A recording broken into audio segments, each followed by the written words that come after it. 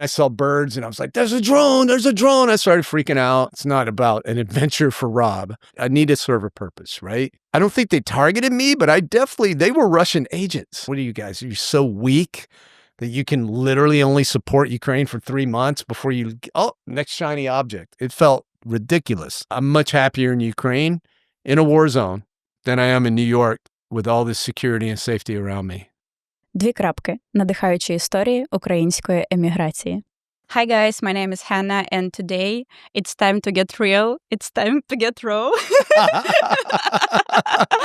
Please meet I love it. Роберт Роуз, director, producer and host of Travel TV. Yeah. Right? Great friend of Ukraine. Yeah, I hope so. I mean, I'm just very impressed that you actually listened to the theme song. That's fantastic. Of course, I did my homework. Yeah. Well, it's seared into my head. I memorized that intro. I've seen it so many times. It's time to get real. It's time to get raw. It's time for raw travel. It's like, oh, God. I'm happy that you like it. Yeah, I wish I got paid every time it was played, but I guess I do in a way, don't I? In a way, yeah. This is my first episode in English. Oh, fantastic. So yeah, that's why I would be a little nervous. No, I think that's great. That's awesome. But I wish I spoke Ukrainian. I wish I could help you out, or at least we could go back and forth, but sorry. We've already discussed that. I hope you'll do the talking. Yeah, I'll talk. Don't worry. I'm a talker. Okay, but it's not the only thing that makes it unique. Because the previous ones we recorded with Ukrainians who moved to the US long time ago to build their new lives here. But this episode is about the present, about an American who went to Ukraine to spend his summer in Ukraine during the war and decided to make a film about it. Yeah. Let's start from the beginning. Yeah. What brought you to Ukraine in the first place and when was it? So my first time I went to Ukraine was 2012. And I think it was just curiosity because in 2010 I had been to Russia. And in 2012 I was living in Los Angeles and I was just going through Eastern Europe and I wanted to hit as many different places as possible. So I think on that trip I went to Hungary, Serbia, can't remember the other one. Oh, Romania. And then Ukraine was my last stop on that trip. And I spent like a week there. And that was my intro to Ukraine. So that was 2012. So unbeknownst to me, Yanukovych years, right? And, that was interesting. That didn't really, the importance of that event didn't pop up until later. So in 2019, I was filming in Georgia with a friend. I had an opportunity to go to Georgia for the first time. And I like doing side trips when I'm somewhere. So I decided, you know what? I want to go back to Ukraine because I'd heard about the Maidan revolution. I'd seen it on the news. And I'm like, wow, what's going on there? Still didn't quite comprehend everything. So I went back in August of 2019 on my own, spent 5 days, got to know some people. I met the band Doc Daughters. I just, I filmed it solo. I went solo to film for Raw Travel. So in 2012, I went as a tourist. In 2019, I'm filming Raw Travel. I'm in like season 5 of Raw Travel. And I never go anywhere without filming, So I started filming and I met Anastasia, who became my videographer. And Anastasia was doing these Airbnb photography tours because she was, unbeknownst to me, a refugee from the Donbass region. And so I just booked her on Airbnb as a tour guide because I was like, yo, this is a great segment. I can film it solo. She can shoot. I can shoot. This will be a great little segment. And then Anastasia's English was pretty bad at the time, but that just made it awesome. It just made it more awesome because we had to figure out how to communicate. And Anastasia was very talented and I got to know her and I learned about the Donbass and I learned more. Later that year, I got the opportunity to go on what they call a press tour with Ukrainian Airlines. And I'm like, dude, I just went to Ukraine. I'm like, but this is free. This was free. So I was like, yeah, let's go back, man. Let's go. So we went in the winter. So I went twice in 2019. On that trip, I went to Lviv for the first time. Before I'd only been to Kyiv. And I went to Chernobyl. That's right. And filmed all those places. And during the pandemic was when those episodes about Ukraine came out. And of course, I stayed in touch with Anastasia as well and started filming with her, got to know her better, got to know her family story better. And so when the full invasion began, Anastasia and I had just filmed in Portugal in December of 21. So I was sick at my stomach, you know. In 2022, I was so worried sick. I was getting ready to go to Argentina and film, and I couldn't even focus. I wanted to cancel the trip. I was just depressed. But I went, and I tried to do my best to support Ukraine. And I went that summer for a few days into Lviv. In 2023 is when I went and did my summer in Ukraine, where I went to other places like Kharkiv, Kherson, Poltava, places I had never been to before, and stayed for a month. So that was the epic trip, and that's what I put on film in my summer in Ukraine. Let's come back to your first visit to Ukraine. Yeah. It was season 7, right? Yeah, I think so. Yeah. Look, Yeah. Wow. I think, I don't know. And it looked pretty chill because I checked other episodes and it's like road travel. But in Ukraine, you went to Drunk Cherry, P'yana Vishnya, and you went to museums. It was pretty cozy, like regular tourist visit. Yeah. I wanted to ask you about your expectations of Ukraine. Was you surprised when you went to Ukraine first time? So don't hate me because about what I'm about to say, but I am a very honest person. So I will tell you that in 2012, when I went to Ukraine, I was like, oh, it's kind of like a poor man's Russia. Don't hate me. Don't hate me. Because that's how little I knew. I was like, oh, it's cheaper than Russia. It's friendlier than Russia. I like it better because it's less money. But in 2019, I totally saw the difference. The difference was night and day. And of course, as I've learned, I've gotten more. So when I went to Lviv, I think that's when our first episode came out. It was lovely Lviv. And we don't always put the episodes out in the order that they're filmed. I filmed in Kyiv in August of 2019, but that episode came out later because Lviv, I went with a camera guy for the press tour. And I was probably chill because it was cold and we were freezing. And I'm like always looking to drink some Drunken Cherry. It's like Pavlovian at this point. As soon as I step foot in Ukraine, 5 o'clock rolls around, I want a Drunken Cherry. It is my favorite, guys. It is my favorite. I love it. Cold or hot, I don't care. And I fell in love with Ukraine. It was a press tour. We had never done a press tour with other journalists who were writers. I think I haven't done one since. I've done private tours, but TV shows and written journalists, we don't mix well because we're holding everybody up. Everybody's like, come on, come on. And we're trying to film. It doesn't work. So on that particular thing, it was the only time I did it. I did it as an experiment and I was regretting it because I was like, this didn't work out. I'm like, blah, blah, blah, blah, blah. I'm so happy I did it because obviously what happened. And every time I went to Ukraine, it feels like I was born for this moment. And I know that's like putting way too much importance on myself, but I feel like I was destined to be fighting for Ukraine. And that's why I'll never give up because everything fell into place. The trips fell into place. The unplanned things fell into place. The friendships with Anastasia, just the people I've met, I just put it all together. Going to Georgia. I went to Ossetia, Russian-occupied Ossetia. I wasn't really aware of how Russia mistreats their neighbors. And it all started to fall into place, and it really fell into place and still is. I'm still learning, but I am soaking it up like a sponge.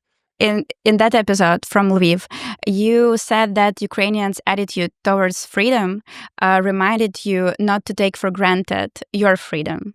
When did you realize that? Yeah, that's wild because that was in 2019, right? It's easy to say that now, but I could sense it even then. And I think it was just the post-Maidan revolution energy that I felt compared to 2012. 2012, everybody seemed to be a little bit like the U.S. is now. Everybody's mad, angry, a little, a little pissed off. And I know that was after the Orange Revolution, but that was the sense I got. Not pissed off at people, but just in general, you could sense the tension in the air that Yanukovych was a bad guy. He was corrupt, but you got to live with him. Yeah. And I was just like, I've been to a lot of places like that. I've been to Cuba. I've been to places where freedom is not taken for granted.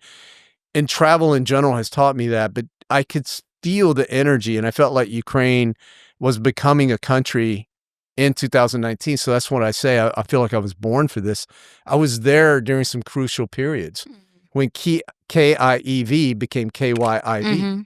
In 2012, it was KIEV.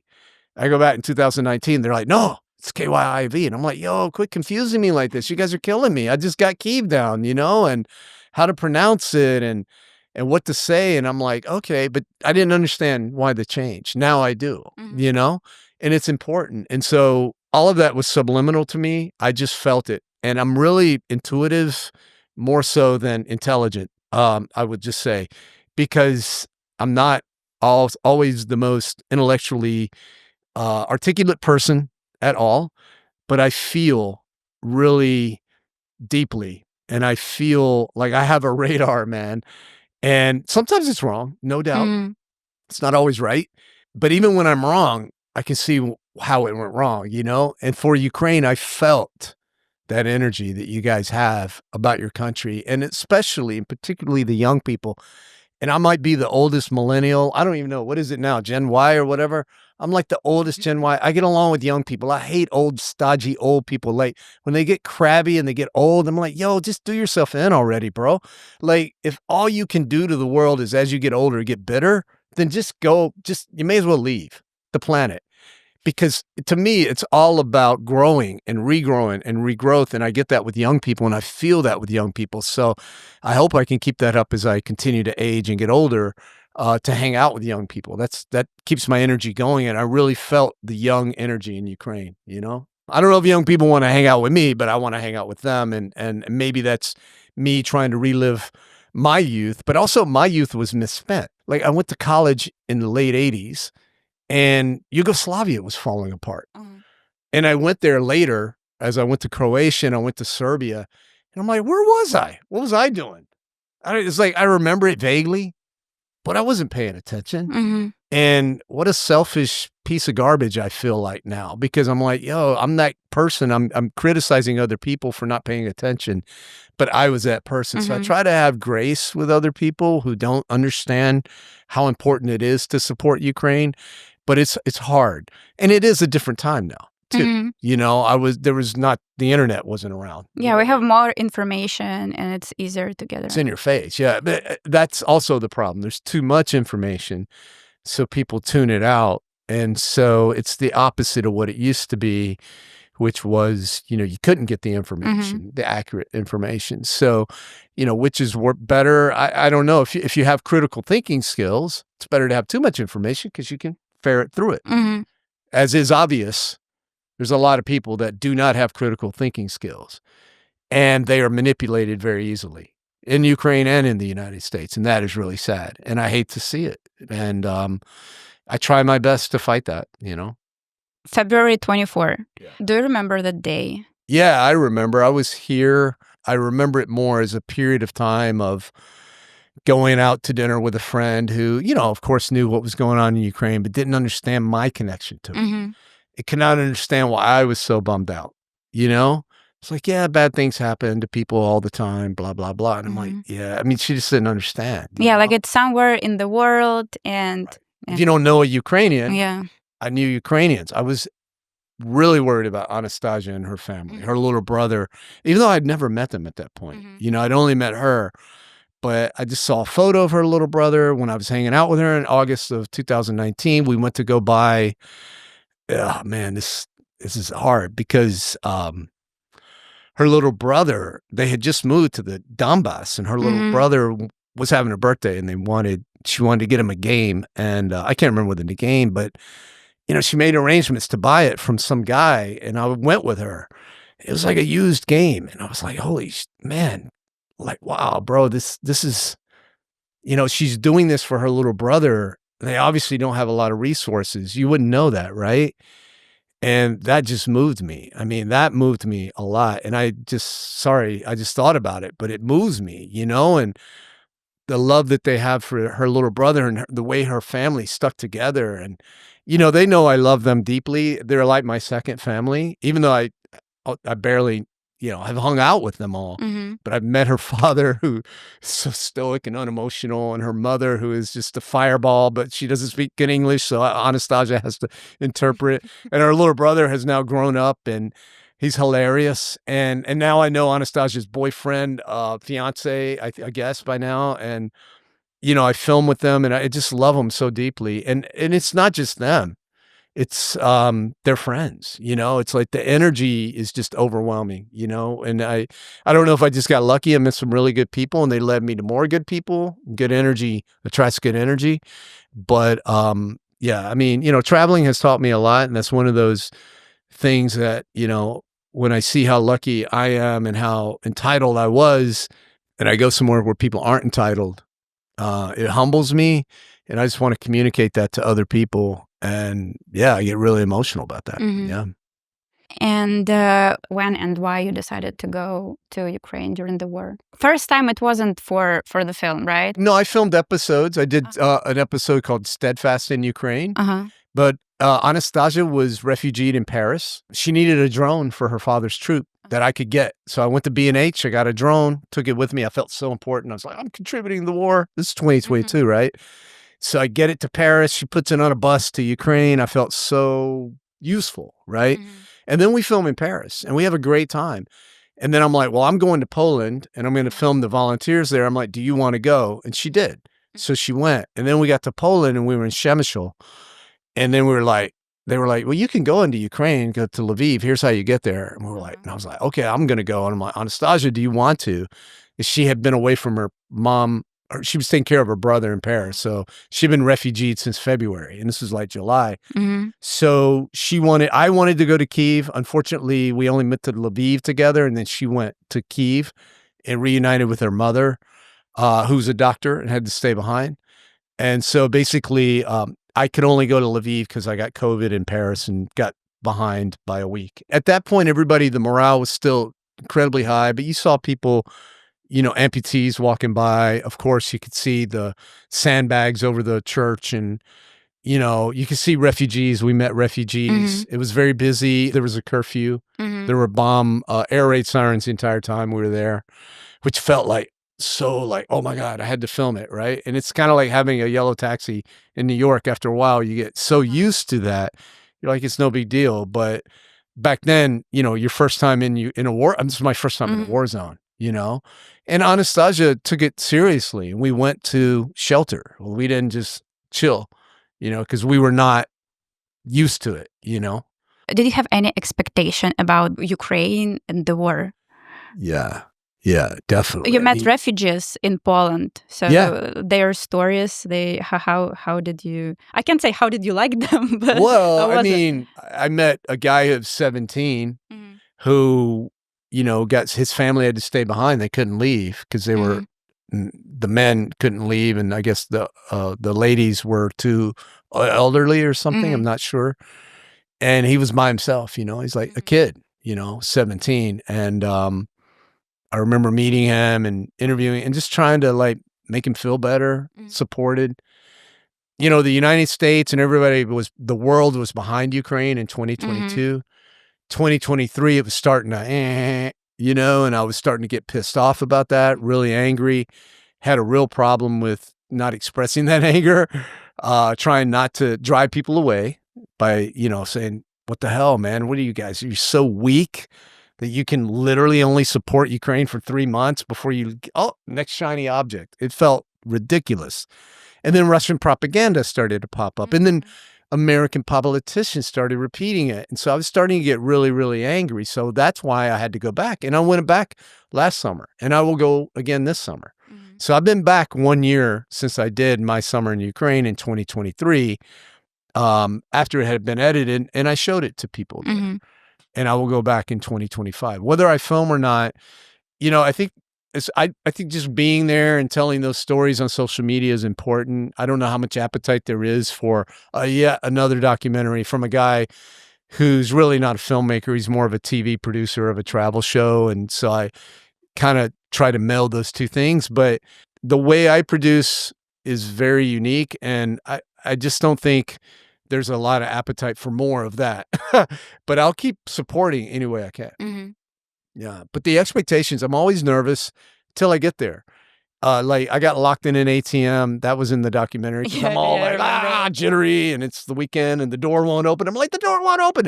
And some old guys out on the sidewalk like, ha, ha, ha. And I'm like, You just had "Oh." to press the button. I right? know. All I had to do is press the button, man. And I'm panicking. And a soldier comes up. He looks like he's like 12. And two young people, of course, help me out. And they're like, oh my God, open up. And I'm like, I can't. I'm literally freaking out.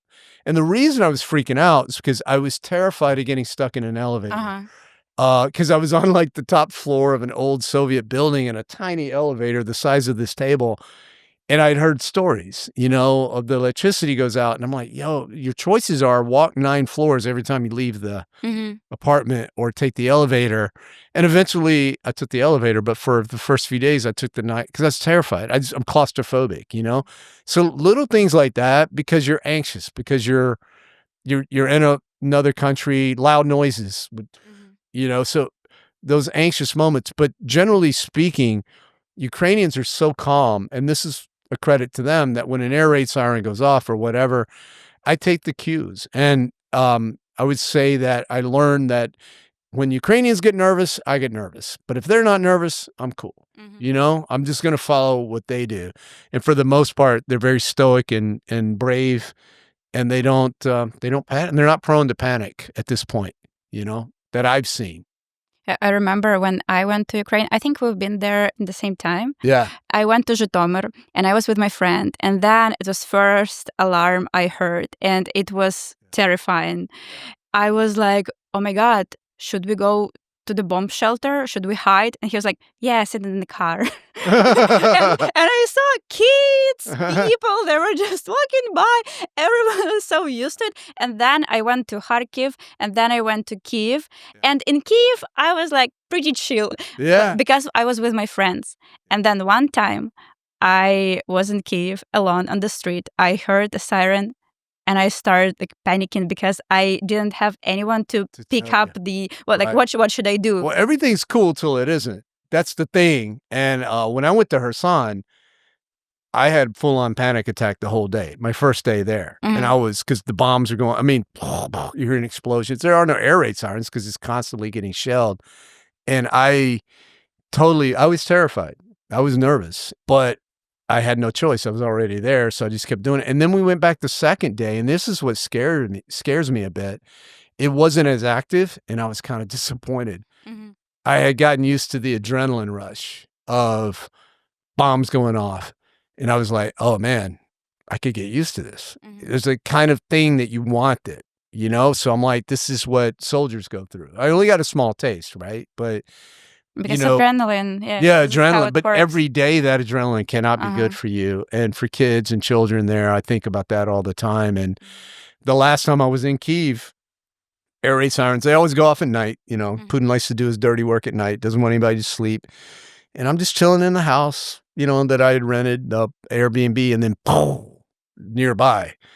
Now I'm freaking out because I'd never heard bomb. I'm like, what the hell? And I've got it on tape. I filmed me right after the explosion. And I'm running around like a chicken with my head. I've been there at that point 30 days. And because I wasn't expecting the bombs, it terrified me more. So when I'm expecting it, I'm okay. When I'm not expecting it, I get more terrified. And I don't want to exaggerate those moments, but those are really literally 5% of your trip. 95% of your trip, everything's cool. But I also don't want to pretend that those aren't terrifying because that was my experience. In Kharkiv in 2024, we went near the front. We spent the night in a safe house. I haven't even blogged about this. I didn't take any photos or nothing because we're in a safe house. Munitions are going off. I am terrified. I can't sleep. I'm really angry that I put myself in this situation because I'm not even filming. So I'm like, why am I don't like being, I didn't know I was going to be in that situation. So I felt like I kind of got misled. I didn't want to be there.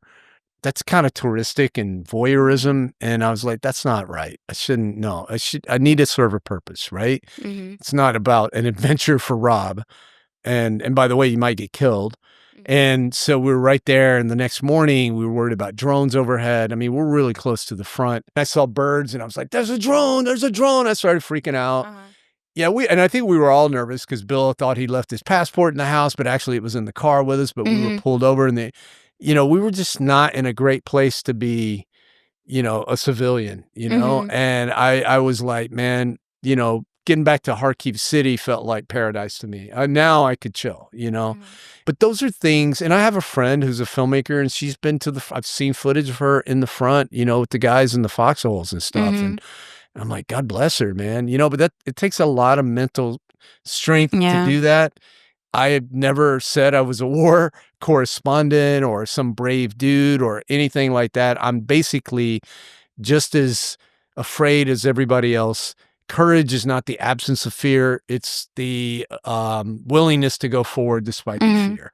And I've always told myself that. And usually once I get through something, I'm so happy I did it. I become bolder. I become braver. And there's a fine line between stupidity and bravery. So you just have to try not to cross it and take unnecessary risk. I just feel like it's irresponsible, not just to me, but to Ukraine. You know, like I'm not there to get injured or killed because that's a big problem, you know, for them. You know, if an American is being stupid and he gets killed, you know, that's a big problem. It looks bad. It's not good, you know, but if they're volunteering and you know, doing their job and are there for a purpose and they know the risk, then so be it. That's the way it is, you know? And you found your purpose. Yeah, filming is my purpose. So long as I'm filming, nervous or not, I'm going to get it done. And that is not just Ukraine. I've drank, like, I went to Snake Village in Vietnam and I drank snake urine and snake blood and a snake's heart. I would never do that in real life. Are you kidding me? I'd be like, nah, it's all right. I'm good. But I'm like, for the TV show, I'm going to bungee jump. I'm going to do all these things. And I'm always happy I do them. But without the TV show, I would have not done them. That's for sure. Because I'm not a huge risk taker. I'm not an adrenaline junkie, you know? And I don't go to Ukraine to just feel that adrenaline rush. I go because of the people and the heart and the way I feel when I'm there. I feel whole. I feel whole. I feel like there's nowhere else I want to be. And when I leave, I want to go back. It's weird, you know? And maybe if I stayed longer, I'd be like, I'm ready to get out. But for me, I'm much happier in Ukraine in a war zone than I am in New York with all this security and safety around me. I'm much happier in Ukraine. Wow. Yeah. I'm not the only one. I've talked to a journalist from Paris. He's like, I'm never going back to Paris. And I was like, why? I'm like, you'd rather be in a war zone in Ukraine than Paris in peacetime? He's like, yep. Why do you think it's like that? I think they feel purposeful. They feel loved. Ukraine, you know, listen, people are stoic. They're not hugging you and, you know, just all that kind of stuff, but they're appreciative. They're happy that you're there. They're friendly and it just feels good. It's got good energy, even when there's, you know, war going on. And I find that in places that have gone through difficulty, Colombia, South America, where I lived for a year, Haiti, anywhere that's been through some misery, but has come out the other side. Haiti, unfortunately, has not come out the other side or is trying to come out the other side. The people are genuinely, they have perspective. And I think that is very different from the United States. I mean, we're going to have the Super Bowl. Have you ever seen a more ridiculous spectacle of stupidity and gluttony in your life? And I mean, I'm sorry, I don't want to be a killjoy, man, but I'm like, this is stupid. It's dumb, but it's money. So it's important because it's a lot of money. And I'm like, you know, we're so lost, man, in my view, you know, and Ukraine is not. They remind me of the United States that we thought we were, that we were told that we were. And maybe we were at one time, but I missed out on it. You know, it's never been a patriotic country since I've been around. It's always been divisive and it's getting worse, obviously. But in Ukraine, patriotism is a matter of life or death. Especially now. Yeah. Pull together and fight or just get slaughtered. You know, nothing will pull you together like that. In the United States, I'm afraid we'll have to have a moment like that if we're going to pull together. 9/11, we thought, but things have changed now. It's not like it was a long time ago. It was a long time ago, and people don't understand. They don't remember. They were shocked. It was horrific. But people did respond, except for one guy who said, I got the tallest building in New York now. You can guess who that might be. I mean, that should be a disqualifier right there, in my view. Who says that?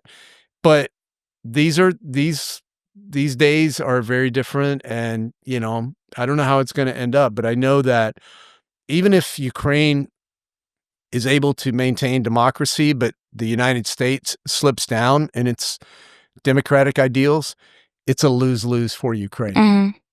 The only way for Ukraine to really win is for the United States to be strong and for Ukraine to be strong. If Ukraine is able to keep its democracy and stay strong, but the United States goes down, democracy worldwide goes down. And it's sad. It's not right. No country should be that powerful or influential, but that's the way it is, sadly, you know? I could be wrong. I hope I am. Do you think America have hope?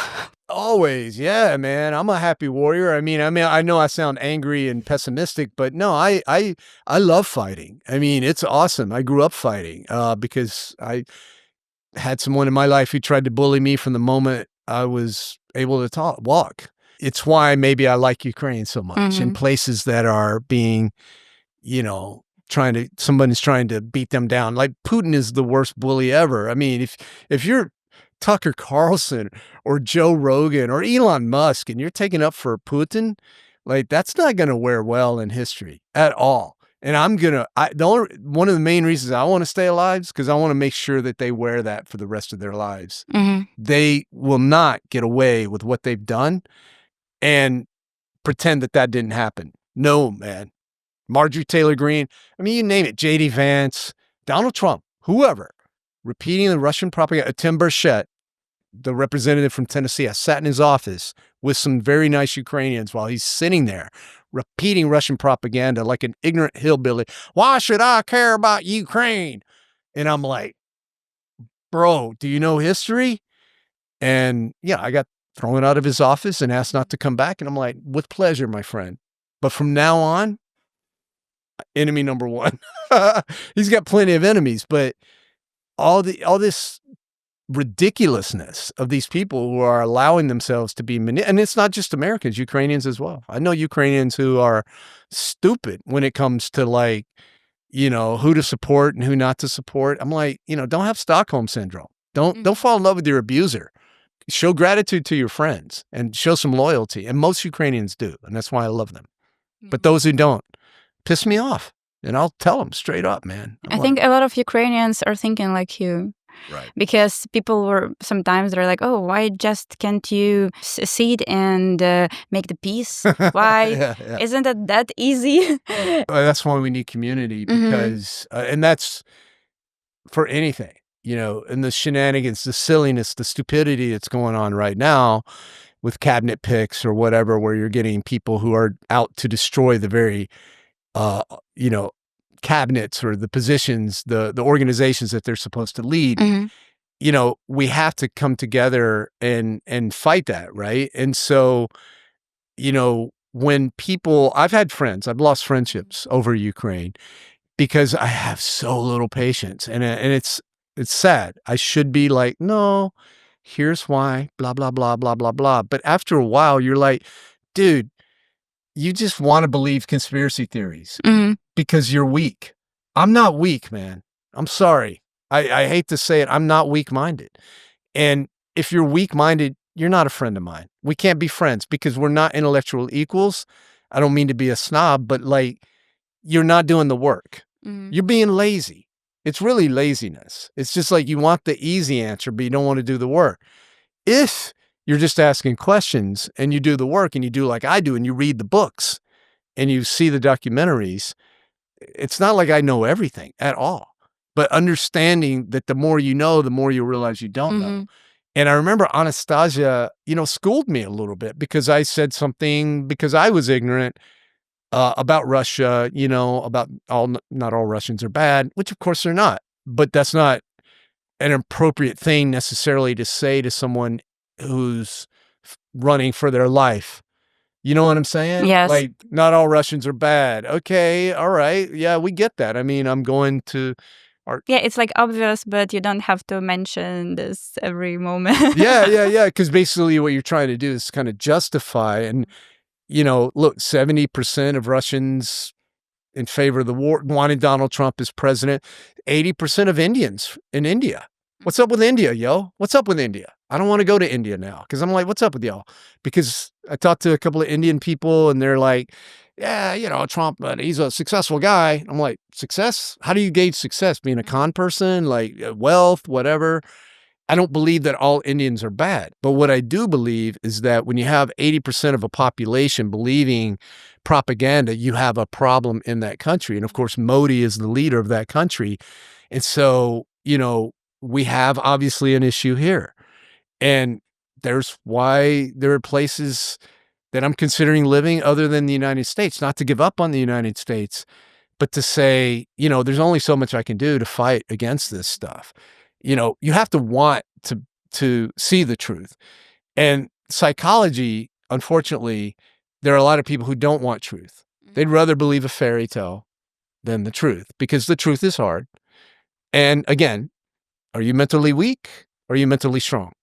And if you're mentally weak and on purpose and willfully ignorant, I got no use for you. I don't want to waste my time, because I want to hang out with some mentally strong people and learn from them and get something from them. One of my questions were how to communicate with Americans about the war, but now I feel like you have a very strong opinion. Well, yeah, I mean, I've heard some stupid stuff. Uber drivers, first of all, in Washington, D.C., they have the smartest Uber drivers. Whenever I'm there, they're just like... Because they're in Washington, D.C.? They're in D.C. and they're from Nepal, Jamaica, wherever. I don't care where they're from. They're like, why are you in town? I'm like, I'm advocating for Ukraine. And they know about Ukraine. Uber drivers here in New York, mixed bag. I don't want it mentioned, but sometimes they bring it up. And like, I have one guy who's like, yeah, man, I'm giving all that money to Ukraine. I'm like, let me stop you right there. And we were headed to the airport. And that poor guy got an earful for the next 45 minutes. And he got a good tip. I didn't hold it against him, man, because he was humble about it. He was like, I didn't know. I'm so sorry. And I'm like, I know. And, not everybody's an Uber driver who doesn't know their, from a hole in the ground and just spouting off garbage. But they do it online every day as if they are the most, intelligent people. They've done the work. No, you haven't done the work, man. You're just saying what you read and what you saw. And a lot of the stuff that they see is disinformation, maybe not firsthand, but third hand or fourth hand. It's like repeating gossip. It's like, I remember we used to laugh at our grandmas. What they see on television, they think that it's true. Yeah, and the same thing with us. Yes. We go to Instagram, to Internet. TikTok, to internet. Yeah. Because it's feeding us that, right? When I go down south, my Facebook feed changes. It thinks I'm MAGA all of a sudden because I'm in Tennessee. And now all of a sudden I'm getting this hard guns, guts. I hate guns, dude. I'm like, why are you giving me this gun rights stuff on my feed, Zucker nerd? I'm like, Zucker nerd, man. Like they're just completely manipulating people. And I'm like, I actually am happy that I saw that, because I kind of feel a little more pity for people, because I'm like 24/7, they're mainlining bad information. If Fox News ain't bad enough, which has been doing it for 20 years, I don't, I'm just like, I go to AP and I see my news. I mean, I'm able to think for myself, and to me, it's not that hard, and I don't understand why it's that hard, but obviously it is. I just know in Finland, they teach critical thinking in kindergarten on the way up, because they're used to Russian propaganda, and we're going to have to, as a society, be able to do it, because it is a scourge, and it's very intelligent. It's 95% truth. It's that 5% not truth, soft propaganda. It comes to you in many different forms. And if I even get a whiff of it, I just straight up call somebody a Russian troll right off the bat. And yeah, I'm spraying everybody with the Russian troll badge, but I'm like, so what? Yeah, I get a few innocent bystanders. I don't care, man. Russian trolls and me go way back. And I just don't, and I in DC, I was, somebody straight up, she said she was from Russia. And then someone was from Belarus, claimed to be advocating on behalf of Ukraine. But after we had finally gotten Mike Johnson to approve the aid in April of 2024, after a 6-month delay, because of Donald Trump, who wasn't even in office, because of his influence, to just gum up the works and make Ukraine a political pawn, which I find abhorrent. Because of that, but we finally overcame that. And And then we're at the party and we're having a good time. I'm feeling good. And then this Russian person's talking to me. Hey, I want you to meet so-and-so. She used to work for Yeltsin. I'm like, oh my God, wow. She's like, I don't know. I'm, Ukraine, blah, blah, blah, blah, blah, blah. Love Ukraine. But, the United States doesn't really want them to win. And I'm like, what was I doing here, man? What am I doing? Why am I doing my life here? And I'm like, she kept talking that negativity. And her Belarusian friend who I'd met the night before, and I love Belarus and Belarusians, I do, especially the ones that aren't there, that are I've escaped, but I understand, where they're coming from. And I was like, oh, the Belarusian lady that I met who introduced me to this lady was spouting some really ignorant racist stuff. And I was like, hey, I know you probably don't understand. But she was just saying, our history is just as bad as African American. And I'm like, let's don't equate slavery to anything that you've gone through. Like, don't do that. You're white.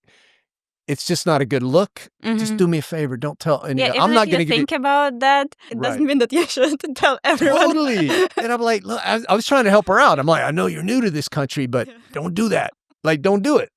That's the thought you keep to yourself. But it turned out she was a propagandist for Russia. And I straight up said, you both, and I had a couple drinks. I'm like, Russian propagandists. And they got red. And they were like, they got red and then yellow stars on their face. They call me Yellow Dog Democrat. You're a Yellow Dog Democrat. And I'm like, what's I had to Google that. It's like from the 1980s, from the Cold War.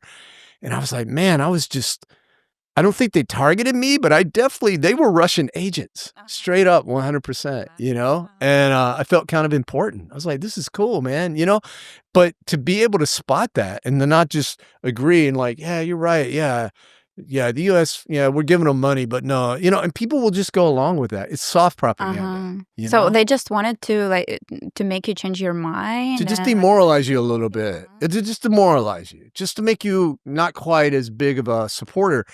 And I think we have to be careful when we see Ukrainians sometimes, supposedly Ukrainians, online in particular, saying stuff like that. Because I'm like, either maybe that's a Russian troll, pretending to be a Ukrainian, being an ingrateful Ukrainian to try to get an American to be like, well, if you're not going to be grateful to us, then I'm not going to support you.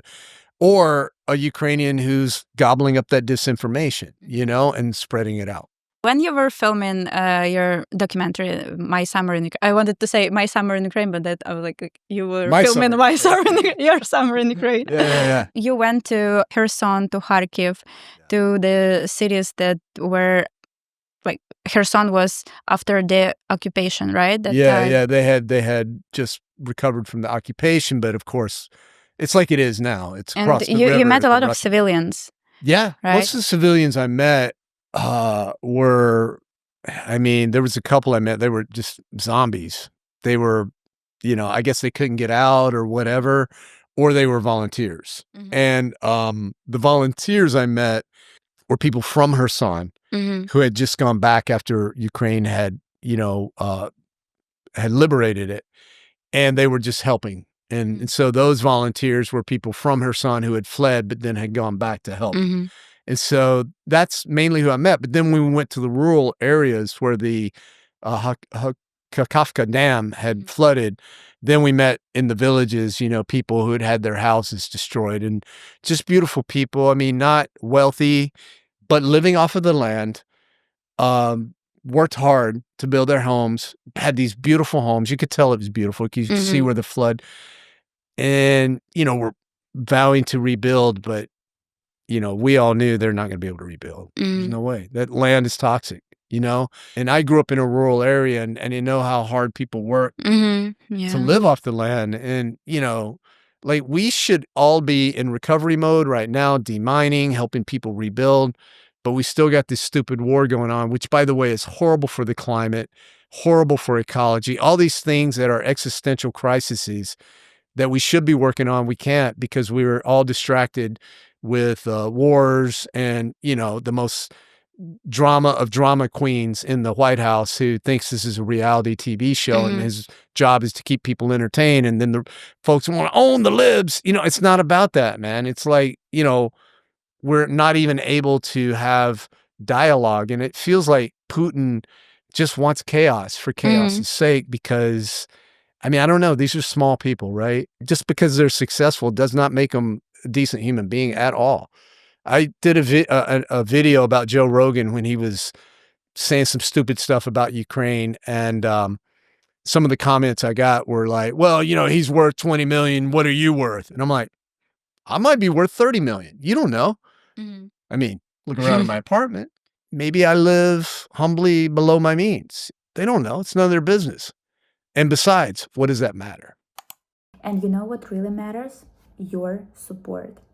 In the description under this video, you'll find a link to Robert's website, where you can find information about how you can help Ukraine and Ukrainians. Donate, advocate, educate, hire. Also, in the description, I will leave links to the fundraisers that were mentioned in this conversation. And please don't forget to like this video and subscribe to my channel. Thank you. So first you met civilians, and then you went to the closer to the front line. Yeah. So in Kyiv, I hooked up with an American that I had not met yet, but he's from Phoenix or Sedona, Arizona. He's a U.S. Marine, retired, Mark Carey. And I had found him on Instagram and just liked him. And we talked on the phone, and we can't ever talk on the phone because we just talked for hours. And then we're both like, dude, I got to go. I mean, it's like, come on. So, but, you know, I really liked him. And I said, you know, next time you go to Ukraine, I want to go and film it. So he was the impetus for me going.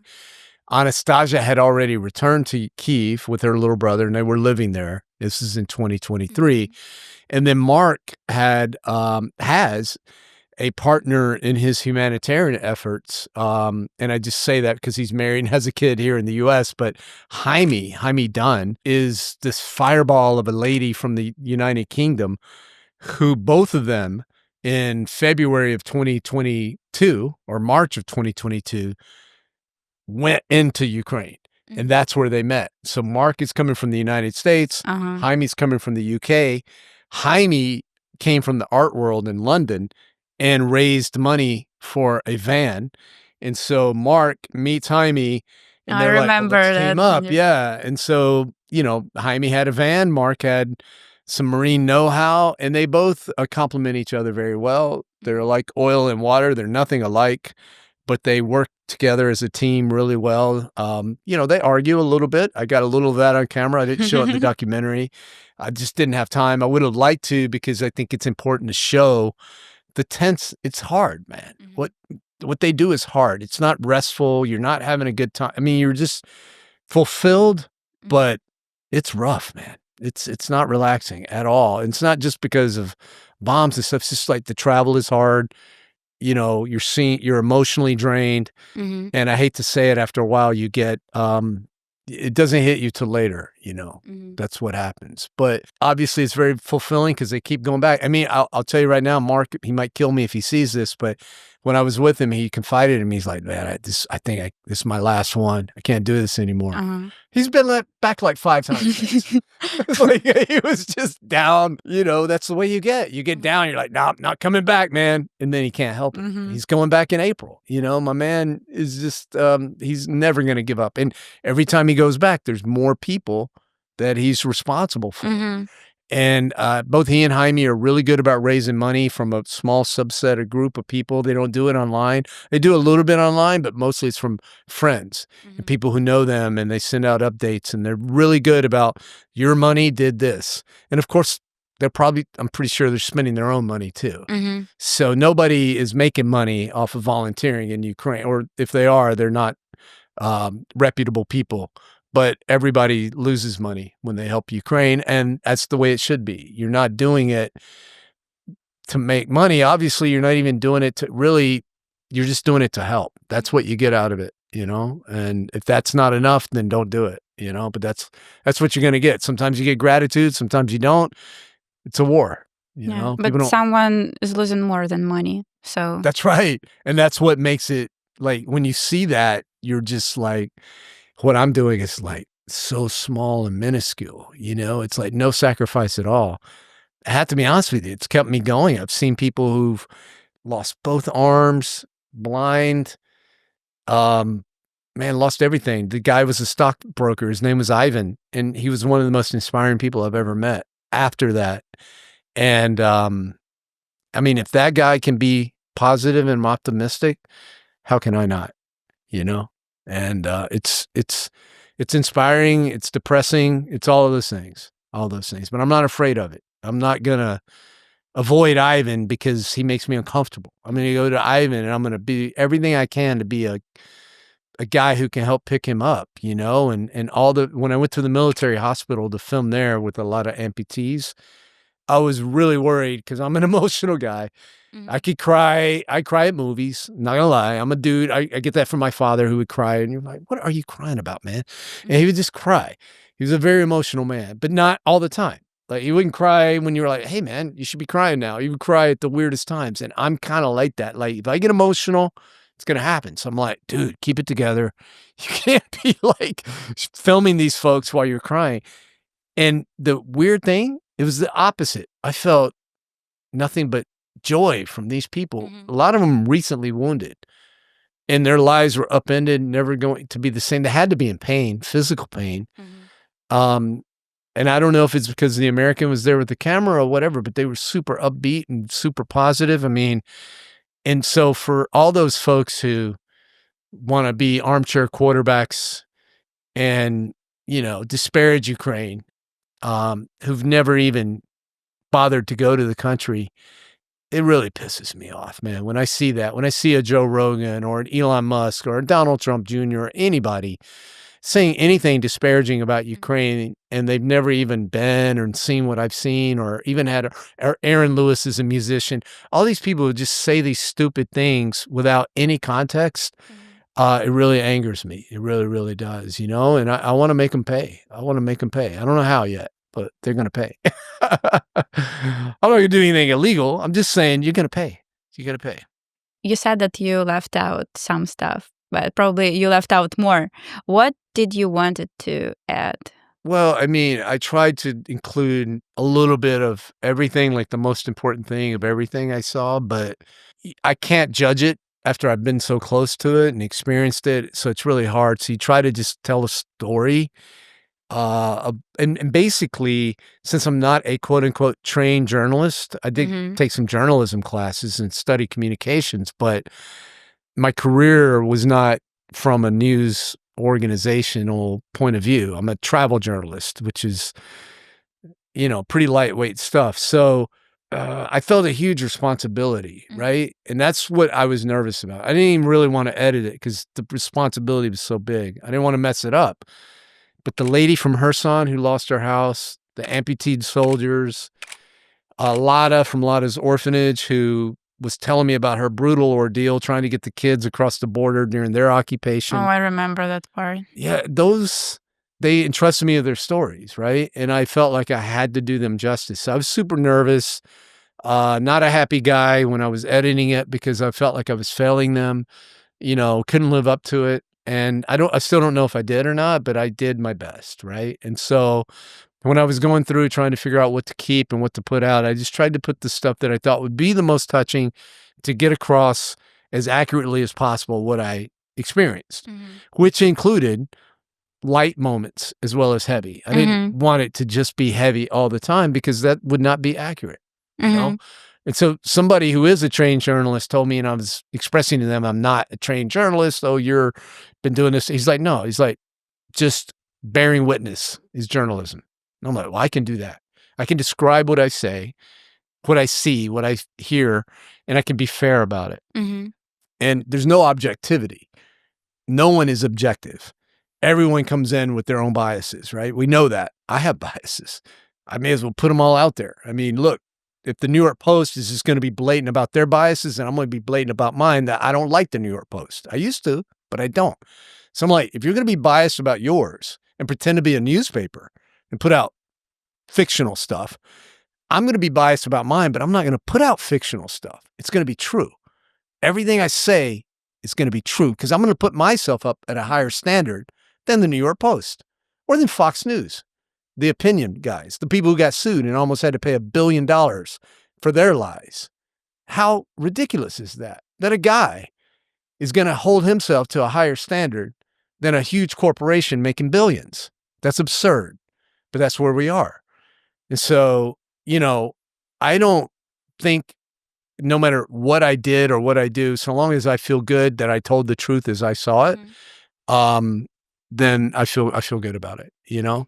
This film is from your perspective, and you telling the story from your perspective, and it makes it true, even if you showed something that some people may think that it's not that accurate, let's say, but you were there, and this is how you saw this. And I think that this is the strongest part of your film. And I think that all the people who listen to this podcast or watching the video, they should watch your film, and I'll leave the link below. Thank you. Yeah, watch it. I mean, look, I made it to be watched by whoever would be interested in that, Ukrainians, non-Ukrainians, whatever. But, you know, I'm not like tied. There's no financial reward in it other than awareness and information. And that's really what I want, you know? And then it has led to some donations for Mark and Jaime and Lotta's orphanage. And I'm very proud of that. I think I did the math, you know, we've raised, you know, I don't know, $50,000 over 2 years or so of hard cash, but just PR, appearances like this on news, personal appearances to talk about Ukraine to people who have no clue about it. That's another $100,000 or so. So I'm like, you know, we've done a lot. We've done a lot for a small, and to me, it's more important to be consistent and steadfast than it is to be like, you know, run and gun and then just fall off the radar, which I've seen people do. I'm like, whatever happened to that dude? Like, where'd he go? What happened? Why? I'm not that guy. I don't lose interest. I mean, I want to be there. And I want to help Ukraine rebuild. Like, I think that's the exciting, that's going to be the fun part. There is no fun part, but the super rewarding part, you know, war sucks. We know that. It sucks. You don't have to tell me that. Nobody knows that more than Ukrainians, right? So when I get these people who are like, oh, war is bad. I'm like, what do you mean by that? We know war is bad. Ukrainians know that. But they kind of use it as a way of like, what are you going to do? War is bad. Like it's everybody's fault. You know, if only Ukraine and Russia could get together. It's not that simple. Tell Putin war is bad. War is not bad for Putin because he doesn't have to fight it. Yeah. You know? I remember when like I got to your screening by accident, and I was like, oh, American is talking about Ukraine. Because you know that stuff when people who has never experienced this. I live in New York, so I've been to Ukraine once after the full-scale invasion started. My father is in the front line, and my brothers. I feel like I am a part of this, but still I hasn't experienced the war in its full, I don't know how to say, brutality. It's full brutality. And sometimes I feel like I can speak for Ukrainians, but being American and speak about this, it's responsibility. And when I got there, I remember the woman who sit near me, she cried the whole film because it was real, it was sincere.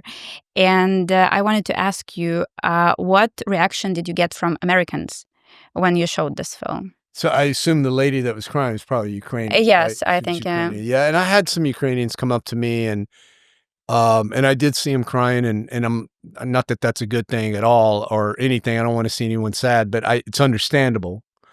And I think for me, I again, you know, I'm a glass half empty guy sometimes, so I get frustrated at the lack of curiosity for some people. Because there are people I know that contacted me while I was in Ukraine, Americans. And hey man, come out to the party tonight, or hey man, what are you doing? Where are you at? You know, I got my birthday parties this weekend, and I'm like, dude, I'm in Ukraine. Not making a big deal out of it. So oh, okay, cool, as if no big deal.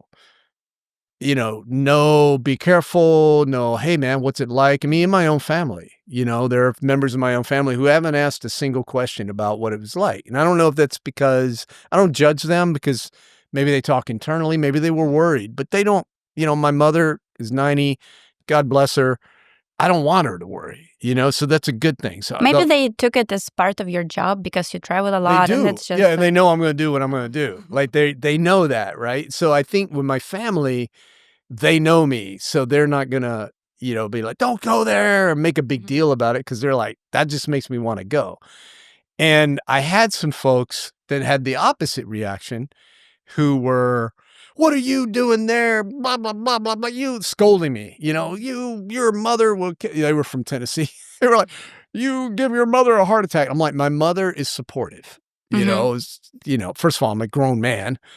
And second of all, my mother's supportive. So I was like, dude, what kind of reaction are you looking for? You get mad when they don't say something, then you get mad they do say something. So I was like, you got to be less judgmental. And I'm trying to be that way. And just let people be the way they're going to be. Because it's not my job to judge them. It's my job to try to educate them.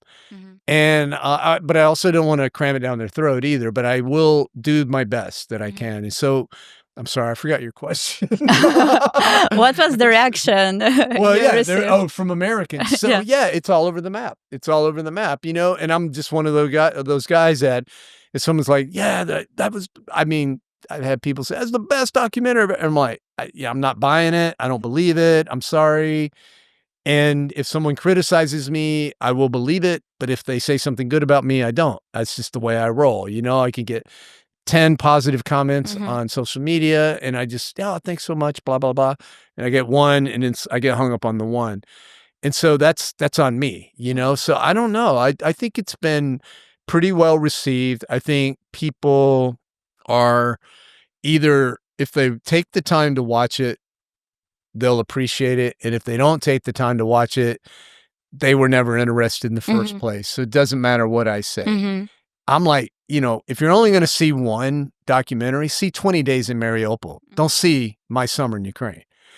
That is what people need to see. Yeah, that's but true. If you want, after you've seen that, or if you can't stomach 20 Days in Mariupol because it is tough, go see My Summer in Ukraine and then work your way to 20 Days in Mariupol. But you need to see. It's like I'm Miss Bush. Yeah. I'm like a starter level, right? But 20 Days in Mariupol is must see. I mean, if Navalny was a great documentary the year before. I read his book. I mean, I'm not so close-minded as to not do that stuff. And I'm like, a good documentary is a good documentary. My Summer in Ukraine is never going to win an Oscar. It wasn't meant to be. It's a totally different ballgame. It was meant to be for TV, for an audience that is used to a travel show and just to try to give them what's good for them. I don't know how many of my viewers stayed true to Ukraine. I know I picked up some, through our Ukraine content.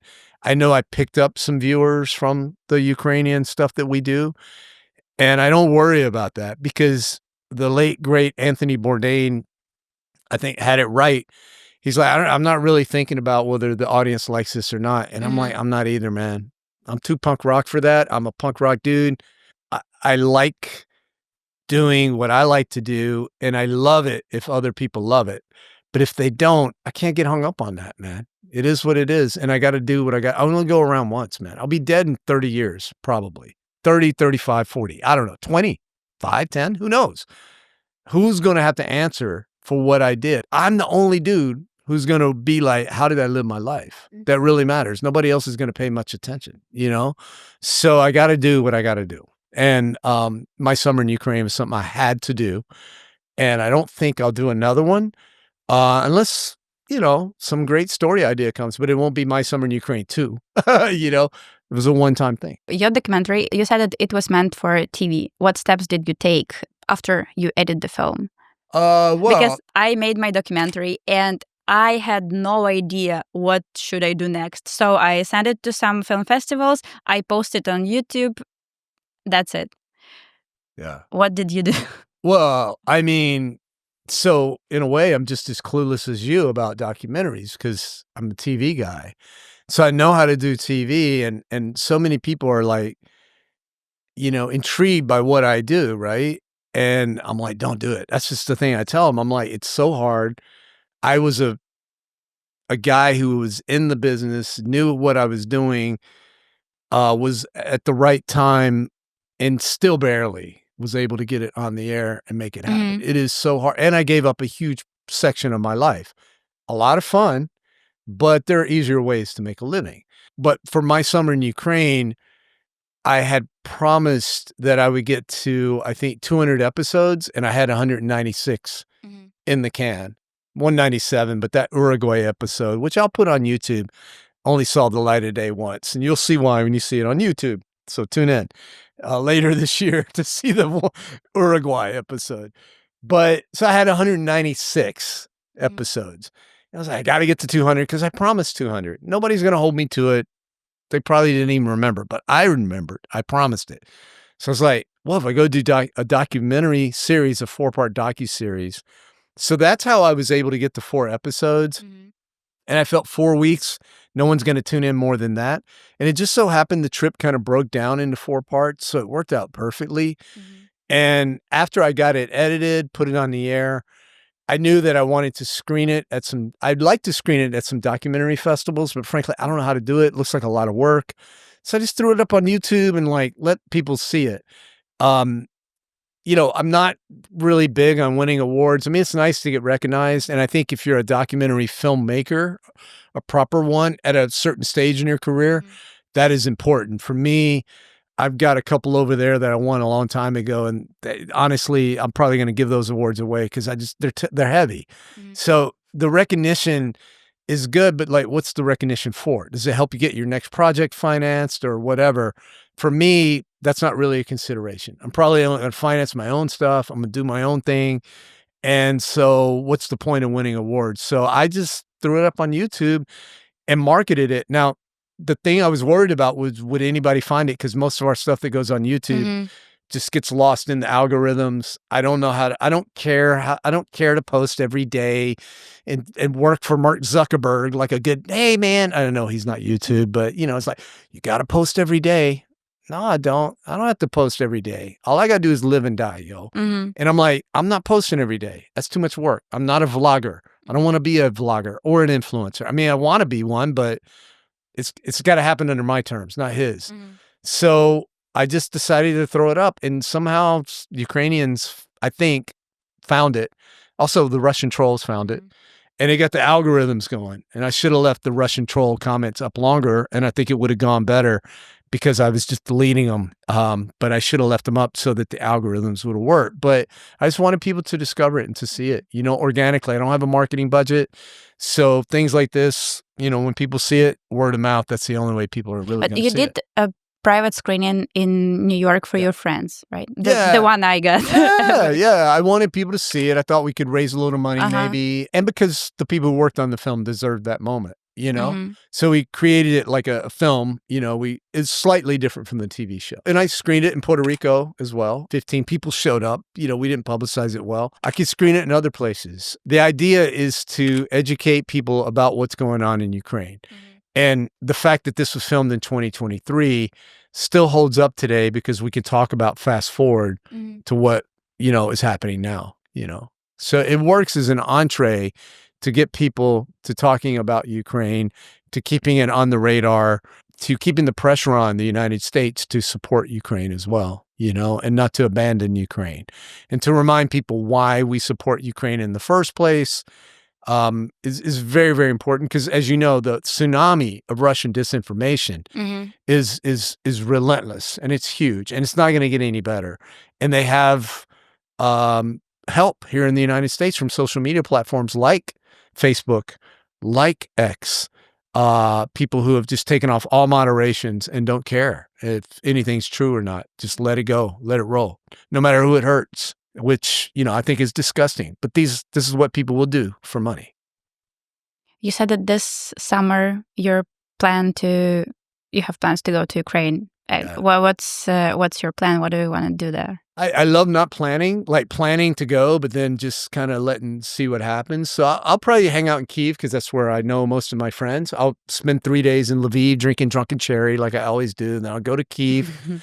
And then somebody will invite me to Izum or Dnipro, like they did last time. Bill, my buddy, invited me there, and I got to see Izum and Dnipro and get a sense for those places. And, you know, if I need body armor, I can borrow it. I left mine there for people to use, and I'll just go where I go, and I'll document, you know. for the internet, for digital. Will I make a full documentary? Not unless something insane happens. But yeah, I'll just go and help and maybe volunteer, just something to feel of use. I like to feel to have a purpose, you know, in my life. And selfishly, Ukraine has given me a huge purpose. I would trade all of it for this to never have happened. And for me to do a light, breezy travel show, for the world to be a different place where I could be just, you know, the petty little egomaniac who's like, no, I got the best travel show and I'm better than Bourdain. You know, I never said that, by the way. I know I wasn't. I call myself the poor man's Bourdain. You know, I'm like, if you liked Anthony Bourdain, you may like me. But the idea was to bring travel into people's lives because travel changed my life. And that was my purpose. Compared to Ukraine, it seems lightweight, minor league, and silly. And I just can't go back to it. I can't just go and have a good time.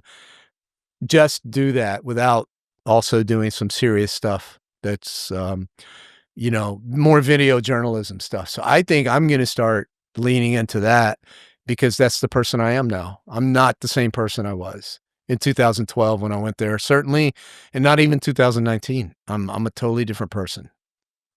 And hopefully I will be 10 years from now, a completely different person. I want to keep growing and see where it goes. But yeah, every trip to Ukraine changes my life. Every time I'm like, you know, I was like, you know, should I go back? Or maybe it feels like my affection for Ukraine is waning a little bit. And I go and it just rekindles, you know, so it rekindles my spirit. And then I come back and I'm ready to fight. Will Anastasia go with you this time? Yeah, I mean, she's still in Kyiv, so I hope so. How's her dad? I mean, he's been fighting since day one, well, since the full invasion. And I think before that, he was in the military. So he, as far as I know, is doing okay. The way I look at it from those guys is if I don't hear from them, everything's fine. Every now and then I'll see something they posted, but you know, they're not updating me on a daily basis or anything like that. But it's such a coincidence. It turned out that my dad and her dad are in the same unit. No way. Yeah. Oh so my God. That flag that you that you brought, it has a lot of cities. That's like amazing. Korостyn, Zhytomyr, Olevsk. It's that's our amazing. area. Yeah, and it turned out that my dad, after you met my dad on the screening of It's Just My Happy Place. Do you remember that? Yeah. My dad checked on him, but it turned out that he's in the different unit or something. Oh yeah. Yeah, and I wanted to ask how's he? I hope he's good. I mean, I think they are. I mean, I know he was in the hospital for a couple of weeks, but it wasn't an injury. It was like an illness. And there are other soldiers that I keep up with, and you know, knock on this table, everybody so far is good. Mark Carey had a friend from the UK, a volunteer who got hit by a drone and lost some limbs, a couple of limbs. Eddie is his name. I don't know Eddie's last name, but I didn't know Eddie. But, you know, they're having a fundraiser for him. And so it's a small world. And there's a small community of Americans. And so when you meet an American there, you know, not always would I say that we're always going to just get along, but we almost always do at some level. You know, we might not have a lot in common, but that love for Ukraine is enough to bond us that regardless of our differences, I mean, you know, Mark Carey is a U.S. Marine. I never served in the military, never desired to. I don't come from a family that did that. I abhor guns. You know, I killed a rabbit once when I was a kid and I hated it. I cried for 3 days and I didn't shoot another animal. That's the way I roll. Mark is not exactly like that. And, you know, it's funny, but we get along because of that. And I think that's why he and Jaime get along, because they have that connection, and that connection is super duper strong. So all the Americans or just all the expats who are in Ukraine, yeah, I don't automatically fall in love and stay in touch with them, but I try to follow and support them regardless, unless they end up being a secret maggot. I'm sorry, a secret MAGA, you know, supporter, because I don't see how you can, those two sides of the brain don't work for me. I don't see how you can both support Ukraine and support Trump, who actively stopped aid for Ukraine for 6 months. And I know Ukrainians, Zelensky, everybody has to follow the line, and flatter Donald and hope that he'll want to win a Nobel Peace Prize or something. Go ahead, do your thing, man. I'm all for it. I will never criticize you doing what you got to do to survive. But I know who the guy is, and I don't like him, and I don't like people who like him. And that's just the way it is. I mean, I hope I'm wrong. I hope he proves me wrong. I hope he gets peace in Ukraine and creates the best democracy ever in the United States. Do you believe that peace will come soon?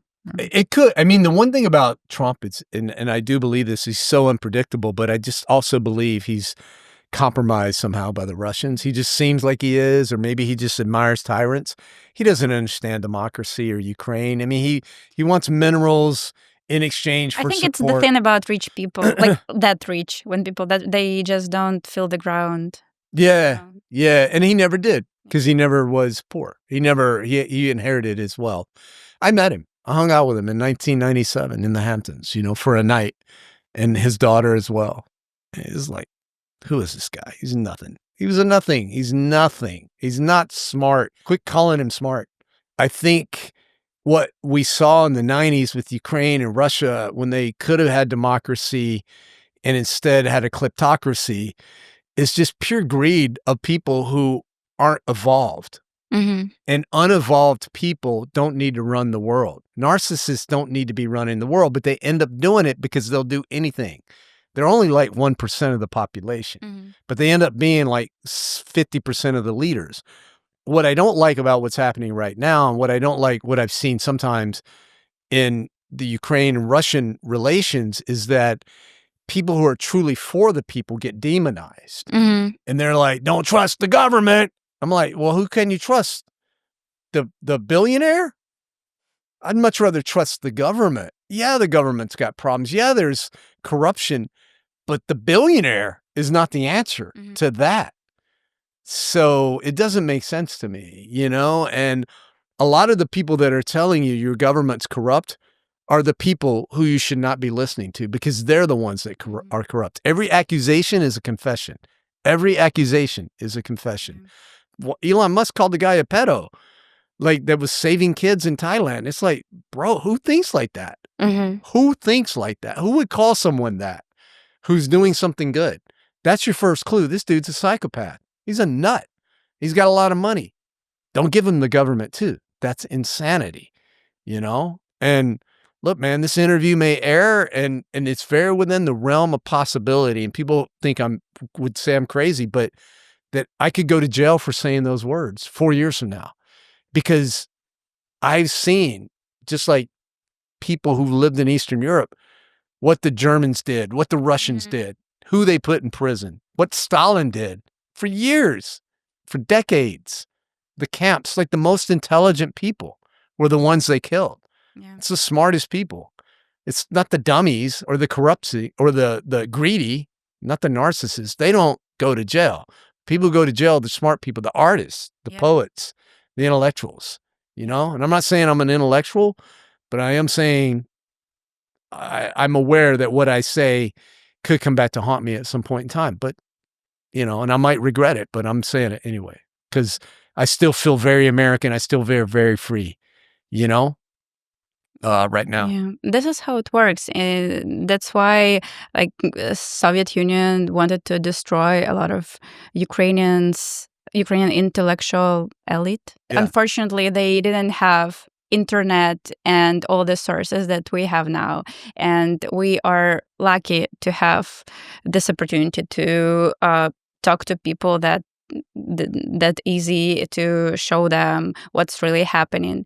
And that's why I appreciate what you're doing, because like you don't have to, someone will say. I mean, I know that deep inside, but also I think I do have to, because I would die inside, I would totally die. But what happens is, it's just like the United States killing all the indigenous people back in the 1800s, killed them all. Almost. They're still around, most definitely. And I'm a big supporter of Native Americans who are still here, still proud. And Raw Travel's always supported them. But they get the raw end of the deal. Why? I mean, generally speaking, excuse my language, assholes won. The most greedy, ethically corrupted people who claim to be Christians won. They killed people. And it's not to say that there weren't atrocities during these. I read enough about history to know that what happened, but I also know enough to know that when I go to Latin America and I'm exposed to indigenous people, they're some of the most peaceful, wonderful, giving people in the world. And I'm like, well, that's why they lost. Yeah, because sometimes you have to show your teeth. You do. Yeah. And Ukraine knows that, right? Because if you just roll over and, you know, that's a mistake that we can't allow to happen. Once you let corruption and, you know, evil win, you know, I don't want to be subjugated to that because it's not going to be a good life for anybody. No one. I mean, this is how I feel today. This is the ways that the books I've read, the things I've learned, but I'm still learning. I'm still trying to figure it out. These are my theories right now, but I do believe that, you know, democracy's on the back foot right now, for whatever reason. And a lot of it is because of information, bad information that is out there. TikTok is a cesspool. Facebook is a cesspool. X is a cesspool. YouTube is not quite the cesspool, but you can certainly find it. It can be a cesspool. Instagram, anything meta with Zucker is definitely going to be a cesspool from now on because these people don't have ethics, man. They have no moral background. They have lots of money, but they're poor. Their soul is so poor. And other people their soul is so poor are following along. You know, the racists are coming out of the woodwork. Were they racist when Obama was president? Yeah, they were. They were just quiet about it. Now they're out about it. And I grew up in a small town that is known infamously because the Ku Klux Klan began in my hometown. And originally I wanted to get into media because I wanted to do a documentary about the town because I felt like my hometown of Pulaski, Tennessee was unfairly scapegoated because the KKK did form there. And so everybody that I met that knew about the history of the town was like, oh, you're a racist, or where's your sheet? Like all these jokes. And that's why I don't like stereotypes, right? Because I was stereotyped as a racist because of where I was from. So I wanted to do a documentary about how Pulaski's not really that. Well, fast forward to today, and I still defend the town because there's some really good people there, but there are definitely a lot of MAGA racists there that I was not aware of before. And now they're there suddenly. And, you know, they'll all say I'm not a racist. They'll all say, you know, I'm not racist, but. There you go, right? I mean, that class warfare, you know, and it's just poor people against poor people. It's always been thus. And, you know, I hate to see people just fall for it, hook, line, and sinker every time. It's just like, bro, this is so predictable. If you read history, you see it. Yeah. And it's pretty easy to defend against, and it won't last, you know? So you ask if I was hopeful. I am hopeful because I believe that there's enough of us. You can't, I just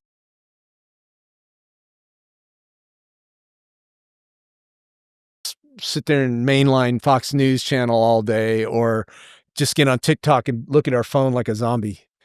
People who listen to Fox News every day turn into MAGA. People who listen to punk rock every day like me turn into me. What's your favorite band? Social Distortion has always been my favorite band from the West Coast. But, you know, I like contemporary punk, so I like a lot of bands that nobody's ever heard of. In 2012, I was writing a blog about about punk music. And there was a ska band playing in Kyiv, down close to the Maidan statue. And I'm just write the guy, hey, I'm a blogger from the U.S. That's all he had to say. Yeah, you got front, you know. So I go, and it's a ska band, and they're like, oh, yes, we're expecting you. And they're treating me like a VIP, and I'm like, oh, man, cool. And I have this seat, and the stage is up here, and I have this seat, but in between on each side of me are two of the meanest looking, like, they look like they were definitely in the Ukrainian mafia. And they're like, gold chain, belly button down there, bald and just like burly. And I'm like, oh my God. And, you know, I don't know anything. I'm like, I just assume they're bad guys. So I try to get into my chair without touching them. And I'm just really nervous. And I'm like, man, they set me between two gangsters here, man. And then, you know, I'm sitting there and I'm drinking my beer. And then the band comes on. And, you know, ska music's like very like energetic. And these guys get up and they hug me and they're like, yeah, yeah, yeah. And they took my photo and like, we just became buddies, even though they didn't speak English. I didn't speak Ukrainian. And I told that story long before 2019 because I was just so amazed at how these two gangster looking dudes were just like, yay, happy. And I was like, how can you be both? And that's Ukraine in a nutshell. Hard on the outside, soft on the inside, full of heart and soul, stoic as can be. And I always say, wait for the smile, because you don't necessarily get it when you meet them. They're like, but right when you're getting ready to leave, a big old smile, and you're like, oh my God, what happened? Like, now you like me? And it happens every time. I mean, some people smile right off the bat, right? You know, everybody's different, but they don't smile automatically necessarily, everybody, but it's very rare that someone doesn't say a kind word or thank you or a smile. So how can you not love that? You know?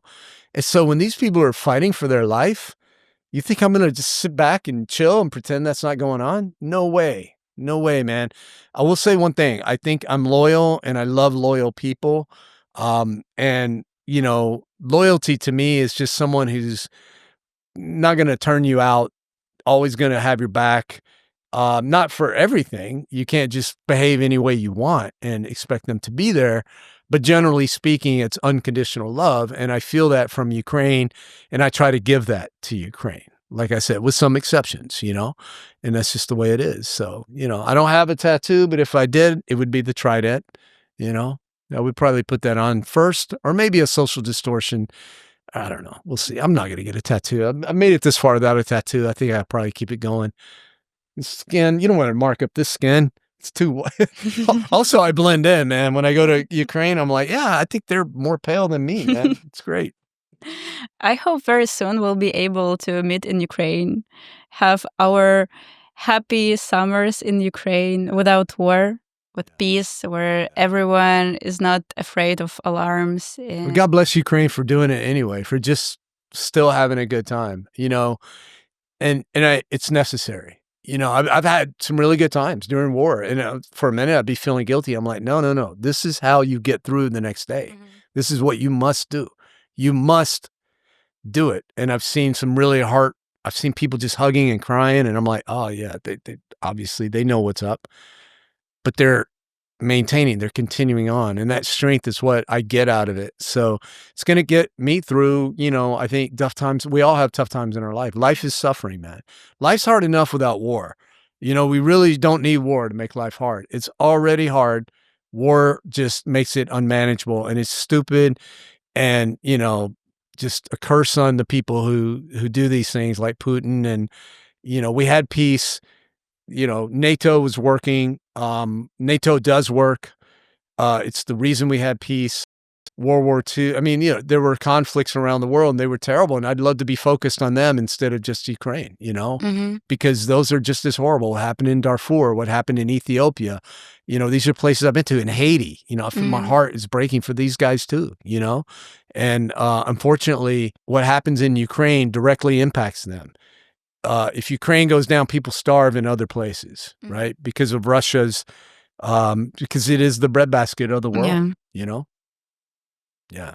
But yeah, thank you for having me on. I'm glad to be your guinea pig in English. Awesome. You can do it anytime. For having us. Your English is excellent. Yeah, your English is excellent. Way better than my Ukraine.